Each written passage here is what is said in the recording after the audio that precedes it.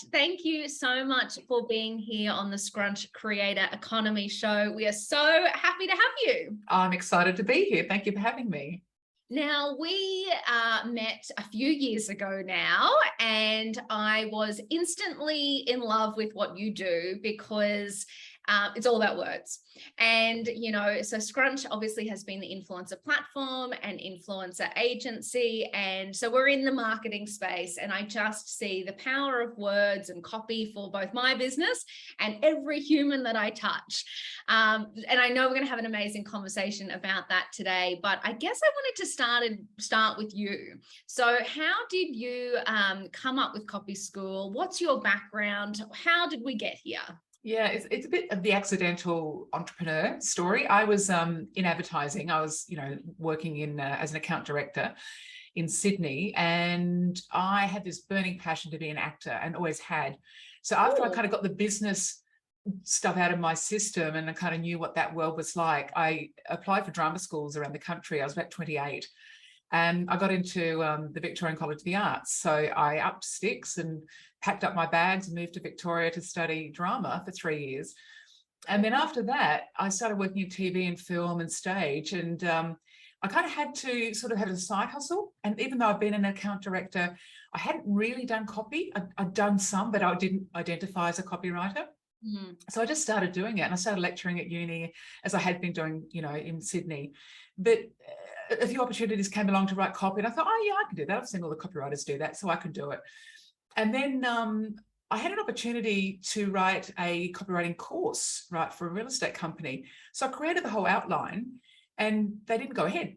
And so, okay, so I put that in the bottom drawer. And then a bit later, I had an opportunity to submit it as a short course at Melbourne Uni.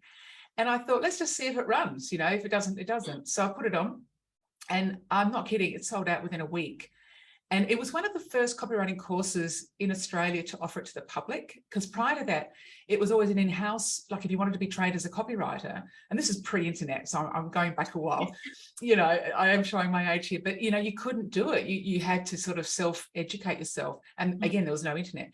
So I was one of the first to do that. And this course just went really well. And then I ran it again. And I was like, wow, this is a thing. People actually want to learn how to become copywriters, freelance copywriters, not just for agencies, but for themselves. And that's how Copy School began. And then I had my son, and I realized, and I started training, face-to-face workshops. And I thought, I can't do this any longer. And I thought, why don't I just put it online? And again, this was really new. It's probably 2004. Wow. And so I built a website, probably 10 grand, what would cost $400 now. Yes. Oh no, I hate that. Yeah, I know. And I didn't know anything about web. And I had this great web developer who was terrific, but he gave me a really interesting dilemma. He said, I can either teach you to maintain your own website, or we'll do it for you. And every fiber in my being was saying, do it for me. But I thought, you know what? I need to learn it. So I said yes. And so I learned it. And that was a really good decision, because even though I'm not a web developer and I'm not a techie person at all, just that little bit of exposure to how I add a product, how I change the copy was really helpful, because I could do it myself. So that's how the online business began. And I remember waking up one morning and there was like, I don't know, a couple $1,000 in my account overnight from people I'd never met. I thought, wow, this is exciting. Like, and that, yeah, I'd love to leave yes. bed, right? I love my bed. I don't want to leave it if I can help it. And so that was the beginning of my online journey. And then I started looking at how other people have built their online businesses. And I thought, why don't I interview them and just, hone their secrets? And I did that. And I rang up some random people who I admired. And they very kindly said, yeah, I'll be happy to be interviewed. So I dragged along a camera crew. And again, not knowing what I was going to do with the content, which again is, I think, a real lesson in just bumble along, which is one of my tenets in life anyway. And these series of interviews became a TV show for Fairfax Media. Oh. And so that became Secrets of Online Entrepreneurs. And that led to a book. And that book led to the second book, which is how I met you, How to Build an Online Business at Triple M Podcast. So that's kind of my journey in a nutshell. And that's so cool, because I love how it's not, you didn't set out with this plan. And I think that sometimes people get a little bit paralyzed because they go, I've got to see it all. I've got to see the full picture before I even get started. So I absolutely loved that it was, okay, here was an opportunity. Here was the next opportunity. Here was the next opportunity. And you kind of just took it all as it came. Yeah, I mean, I've had a portfolio career since the day dot, even when people didn't know what that meant. And it was kind of not cool. It was kind of like, you don't know what you want to be kind of thing. And I think if I was to, absolutely, always cutting the edge, you know, but I think if I was to take a moral from the story, and someone told me this about me, they said, look, some of the doors you're knocking on aren't opening for you. Like acting, it was really hard. I got work and I did good things, but I don't think I was ever going to be fantastic. I didn't know that at the time, but I think I do know now. But other doors really opened easily, like copywriting and corporate training and public speaking and all these things that I never sought out to do. Yeah. And I railed against that. I thought, I want this door. And I'd be, you know, kicking at it and it wouldn't open, and it would, but it was like slamming shut and you know, jarring and all that kind of stuff. So that was kind of a lesson about when whatever life presents you with, it may not be your first option, but if it's easy and it doesn't, you know, conflict with anything else you really want to do, go with it, and it might lead to something else. And that's kind of, I guess, how the journey unfolded, is just following my nose and following the things that I'm interested in. I never followed the money. I love money, don't get me wrong, it's up there with oxygen, but it's not like I would have stayed in advertising, you know, I would have, you know, done things differently if money was my goal, but it was always the creative curiosity, you know, what intrigues me here, who do I want to speak to, what kind of work do I like doing? And that's how I found myself here today. Well, and I love that as well, because we're, you know, as you know, Scrunch, we're in the influencer marketing industry, have been for years, but there's been this real shift towards the creator economy and real shift towards not just the influencer with 1 million followers. It's just the, you know, everyday Joe Blogs who wants to create something. And I feel like your story is that creator story, is that I've got a skill set or I've had an opportunity and I can actually create a brand, create a business out of that and build something around the life that I want to live. That's it. And I've always wanted flexibility. I think if I was to look at my priorities in life and what drives me, you know, everyone's got certain needs that need to be met. Mine was freedom. Yeah. And I look back and I think everything was about, I need to do my own thing. I need to do it in my time frame. I need to, you know, to be accountable to myself. I work really well with partners and collaborators. So it's not about not wanting to, you know, do things together, but it's just, I like doing my own thing. So that's kind of what's driven me. Yeah. Yeah. And isn't it great, this environment that we're in now with your business as well? You enable people to get the tools and the education and the techniques to actually do what you love and make a buck from it. I mean, what could be better? The world we live in now, I think, is so exciting. I look at my son who's on the cusp of choosing university subjects and things, and I think you just have a whisper of something. You know, you want to be an environmental scientist, but you love cooking, you love art. There's probably a course for that now.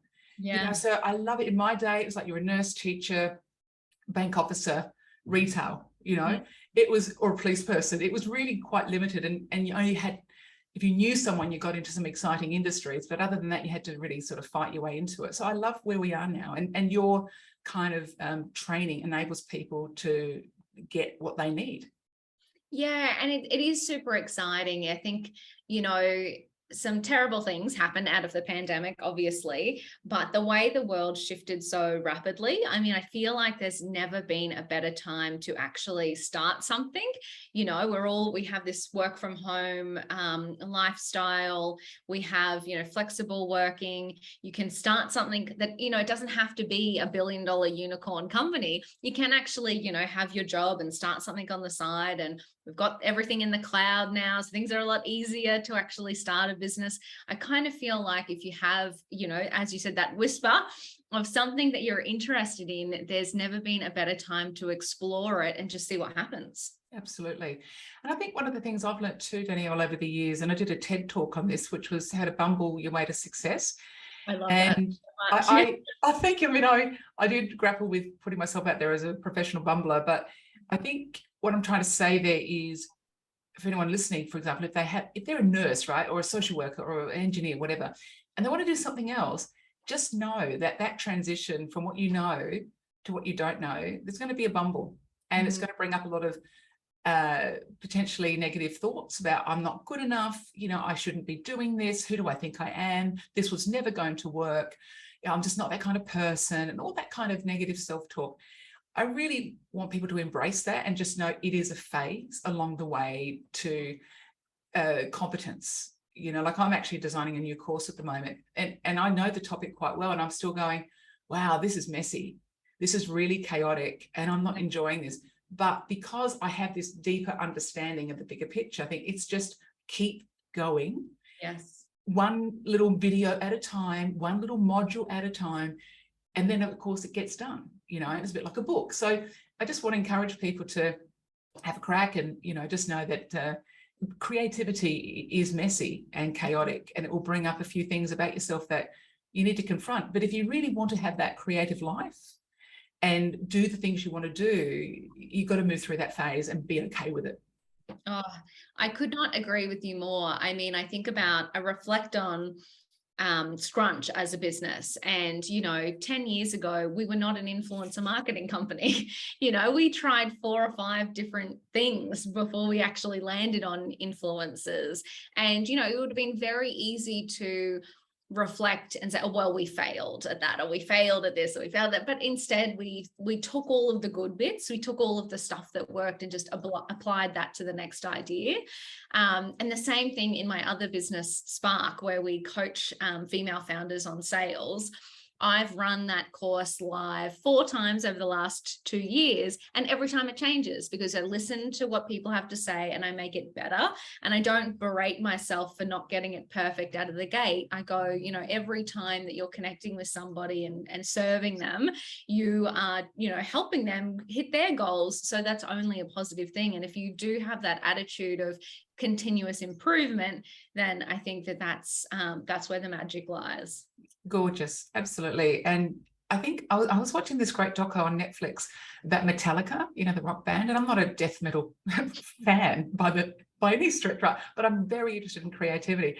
And I was watching these 3 guys build Metallica and writing songs in the studio. And these guys are like, sold 90 million albums, but they were doing their new album.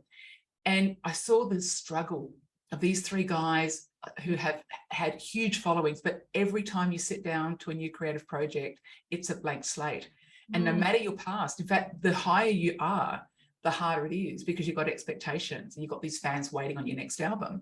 So I thought it was just a really interesting, and they were literally just sort of riffing on guitars and coming up with some lyrics, and they were having a go at each other, and it was pretty awful, some of the stuff they were coming up with. And I'm not even, like I said, a fan of their stuff, but even I'm going, nah, that ain't gonna work. Sorry, Metallica. I've got a couple of tips for you. This is the person who can't even play, Twinkle Twinkle. But I just remember thinking, creativity is so messy, even when you're at the highest levels of your art form. And I love the fact that they kept pushing through, and of course they succeeded, And just another story on the Metallica thing.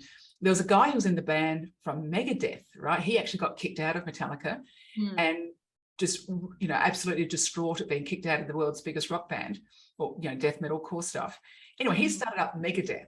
Again, I don't even know that much about them, but they're big, not as big as Metallica. To this day, and he was interviewed on the show, he said, I can't live my life. I am so jealous of Metallica's success.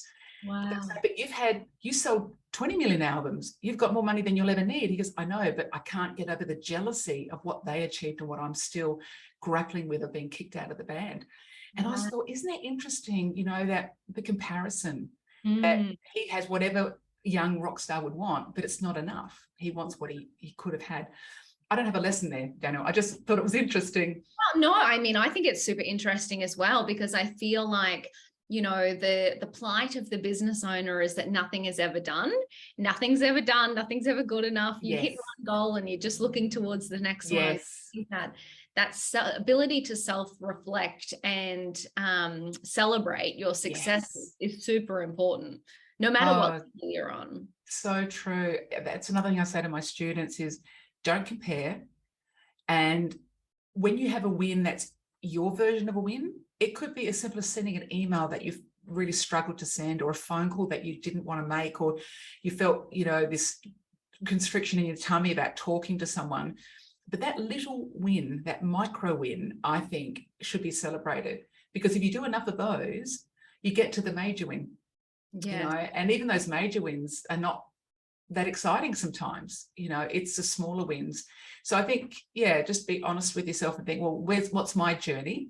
And as difficult as it is to not look at what others are doing, and that's where social media obviously is quite interesting, yes. You know, but you've got to just be really focused and disciplined to say, I'm not buying into that. Am I happy? Am I doing my best? Am I living, you know, my talents and my skills? And I think just really live in that space and try not to, and also know what makes you happy. You know, like, I think you can aim for things, you know, like big clifftop mansions and beach houses and all that kind of stuff. And I've had the very good fortune to speak to a lot of people in those worlds and who are literally billionaires. And what I've discovered, it's not so much the achievement of the $1 billion exit, it's the building of it, you know. And they'll say, and one guy in particular, I've just finished the ghostwriting of his book.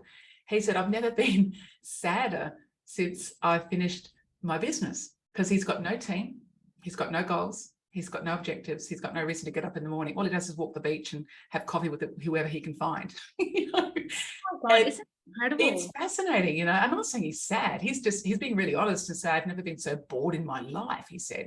And I realized what drove me, the juice, was building a team, having a goal, building a website, getting a sale, getting the next one, you know, and then selling the company.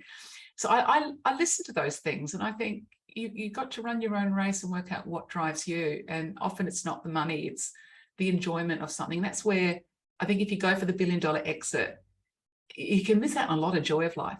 You know, go for it if that's what floats your boat. But it doesn't float mine, you know, and I've recognized that I really enjoy the process of things. Like writing books, for example, is not a massive business model, not a great business model, but I love it.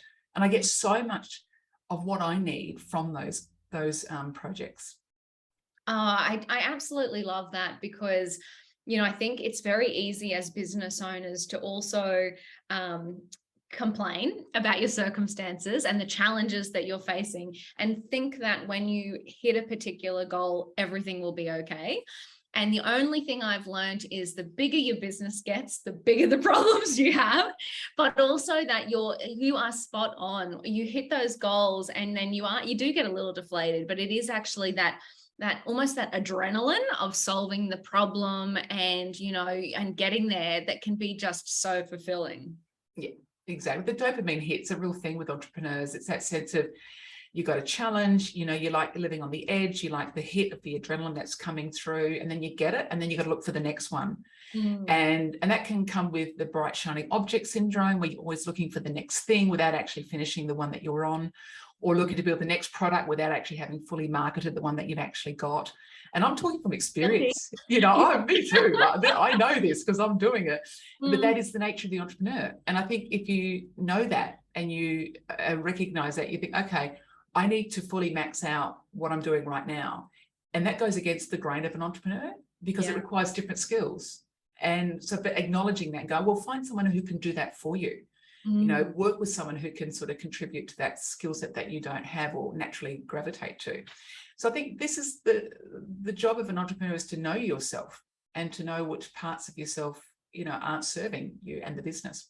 I think that self-awareness has got to be one of the most amazing, valuable things that you can have in both life and in business.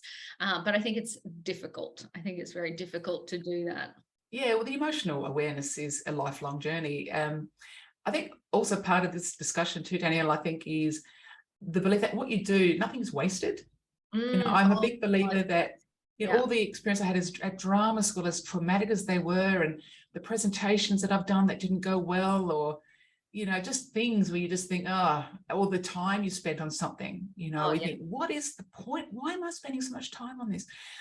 But when I look back, I think some of the biggest gifts I got were through those challenging experiences, but also just knowing that, I'll give you an example. I studied business, right, marketing, and I did statistics, right? Never interested in statistics at all. And then I start being a corporate trainer, and I'm learning Myers-Briggs type indicator. And in that there's this whole statistical bit. And so I'm going, wow, what do you know? Here I am, like 15 years later, I'm studying statistics and loving it.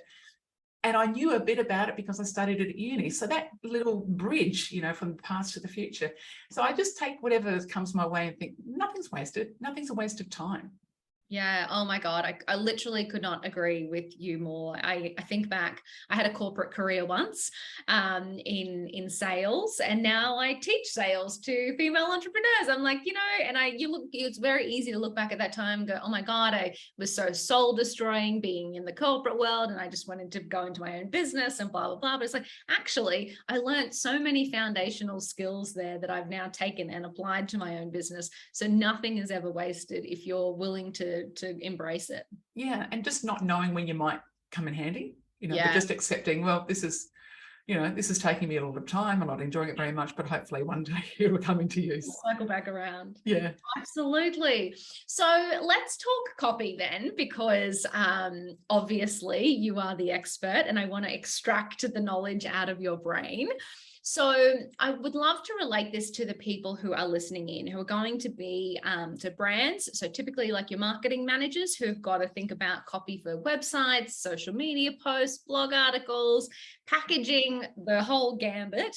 And then down to the other side of our audience who are creators who predominantly post on social media. They've got their captions. And then some of them do have sort of websites that they update as well. What's your perspective on words and how important they are because both of those sides of our listeners are interacting with an audience and engaging with customers. What are your thoughts on how important copy is for that experience? I think copy goes hand in hand with visual, particularly with your target audience, but it can't be underestimated. I mean, if you think about certain politicians, yes, we can, you know, make America great again. You know, please explain, you know, ask not what your country can do for you, what you can do for your country. I mean, you only have to look at the power of words to actually change countries, right? And political situations. So that's kind of separate to marketing, but I just really want to emphasize that words do matter. So I think brevity is key, and it's really difficult. And that's the job of a copywriter, is to take a very complex topic potentially and distill it down to its essence. And I often liken it to Jerry Seinfeld, you know, the comedian who's one of my favorites. And the reason I love Jerry, because he does take, you know, he's hyper aware of life and hyper aware of situations, and he zones in on something that's quite complicated that no one's able to put it to words, and he takes it and turns it into a joke. So it's like a crystallized moment, and that's what copy is. And to get to that simplified crystallized moment takes actually a lot of work. Yeah. And I think most people underestimate how long it takes to write one line.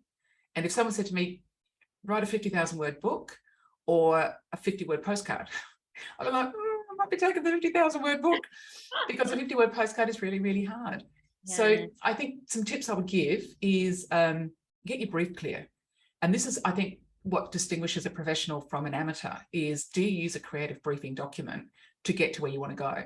And most people who haven't trained, and that's most people because they've just been doing other things, they just hit it, you know, they go for it without any real thought as to, well, let's just take a step back and do the planning. So when I was an account director, it was very clear. There's an account service function, which is to take the brief, do the research, look at the strategy, cost it, etc. And then you give it to the creative team and they write it and design it. Very separate departments, right? And separate brain actions. Yeah. But as a freelancer, maybe as an influencer, they go, well, I'm just going to write.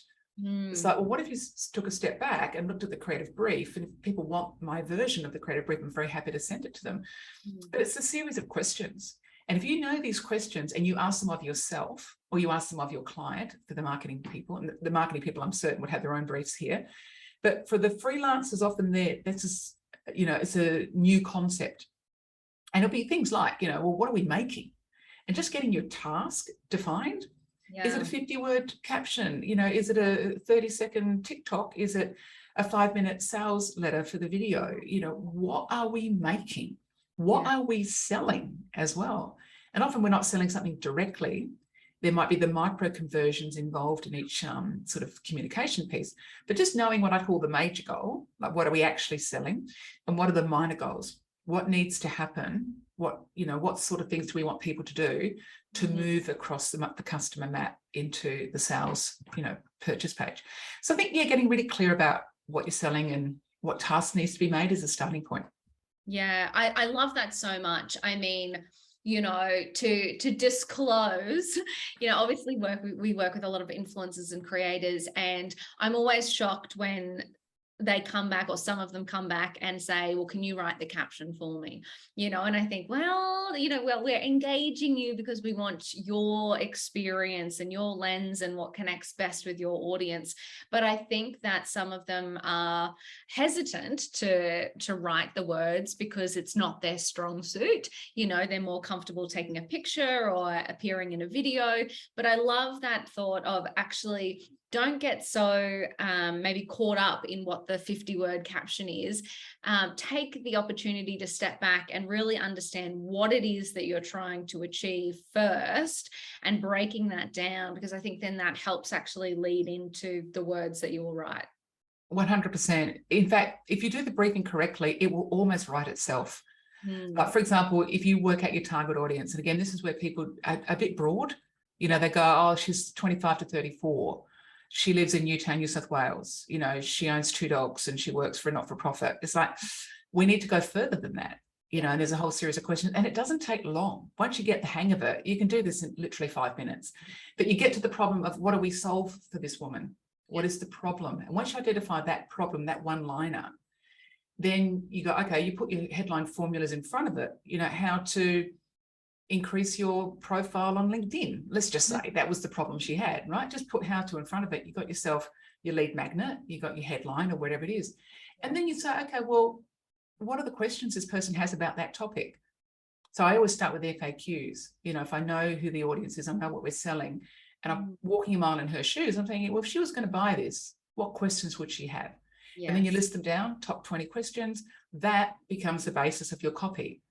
Either, your blog post or a video or whatever it might be. But those questions are a really lovely way to begin your copy journey. And then you say, well, wouldn't it be great if, and you ask that question as if you were the person, say, wouldn't it be great if someone could actually write my LinkedIn profile? And that tells you, what your next piece of copy needs to be, or what your next product needs to be. So wouldn't it be great if it's a lovely phrase, a trigger phrase for helping you develop some innovative new products or ideas about how you can serve your target audience? And I love just that flip of thinking about it from a target audience point of view. I know that, sometimes I see briefs that are very much, this is the brand, this is the product, this is the post, and not so much about, this is who we're trying to sell to. So this is the transformation that we want that person to experience. This is, the problem they have and the solution, and, why it's so important that we bring that into their world. So I think sometimes, as a creator or an influencer, they kind of just write from their lens rather than writing from the customer's lens, which is, I think, a really interesting distinction. Totally. And it's, any marketing manager listening would know that inherently. But for those who haven't had the marketing background or, steeped in copywriting, it is a bit of a revelation.